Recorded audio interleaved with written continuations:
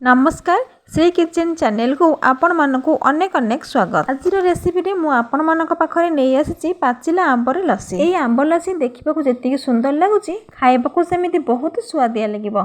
एई लस्सी को हमें मार्केट रो पीवा अपेक्षा घरे तयारी करिके पीले बहुत टेस्टी लागिबो, स्वाद संपूर्ण अलग रहइबो। तेबे चलंतु आउ कहीं डेरी करबा वीडियोटी स्टार्ट कर देबा। एठी मु केते गुडी आंब नै जाईची।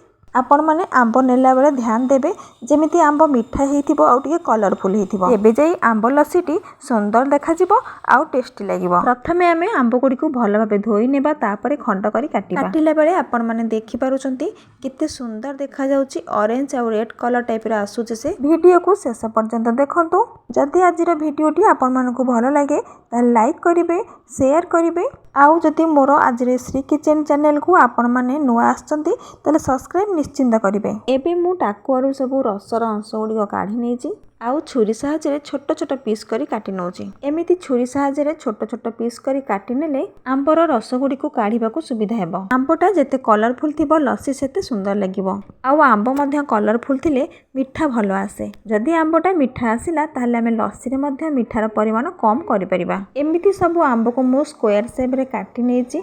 देखंतु केते सुंदर देखा जाउची, ता सहित आमको काढिबा को मध्ये भलो सुविधा हेबो। एबे आमे कटा आंब को सब साइड करनेबा आउ नहीं जिबा गोटे ग्राइंडर जार। तापरे आमे जो स्क्वायर शेप रे आंब गुडी को काटी थिले ताको आमे गोटे चामच सहाय्य रे तार रस को सब काढी नेबा। आपण माने जदि चाहिबे आंब को स्क्वायर शेप रे न काटिकी केवल दुई फाळ करिकी आंब रस को मध्ये काढी परिबे। एबे मु सब आंब रस को ग्राइंडर जार रे देई देइची। आउ मिठा करिबा पई मु देइची हाफ कप चीनी। आंब केते मिठा अछि से अनुसार आपण माने चीनी रो व्यवहार करि परिबे। आउ नेची गोटे कप खीर। तापरे मु ऐड करची 2-4टा काजू आउ 2टा बादाम। आपण माने जदि बादाम नबा को चाहू ना ताले स्किप करि पारंती। देखंतु केते सुंदर भाबे आ चिकन हे की ग्राइंडिंग हे जेची। एबे चलंतु ग्लास को ढाली के ताको भलो भाबे सजै नेबा। खाली एमिति नहे, आपण मानकु जेमिति इच्छा हबो आपण सेही हिसाब रे सजै परिबे।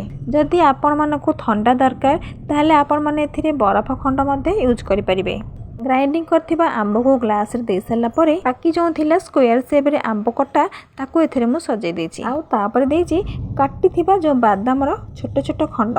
आंब लस्सी सुंदर देखा जे पई सेतेरे मु ऐड करची चेरी। एबे देखंतु मोर संपूर्ण हे गेला केते सुंदर आ डिलीशियस देखा जाउची आंब लस्सीटी। आंब लस्सी बनेला बेले सबले ध्यान देबे कलरफुल आंब नबा पई। जे आंबटी को बाछि के न नेबा पुनी सेतेरे खीर देबा ताले कलर पूरा अलगा आसीबो। सेमिति हेले देखिबा को एते सुंदर लागिबोनी। एमिति आंब लस्सी को मो भली घरे बनै की पियंतु आउ खरा दिन स्पेशल आंब लस्सी रो मजा नियंतु। आजिर वीडियो को मु एटी शेष करूची।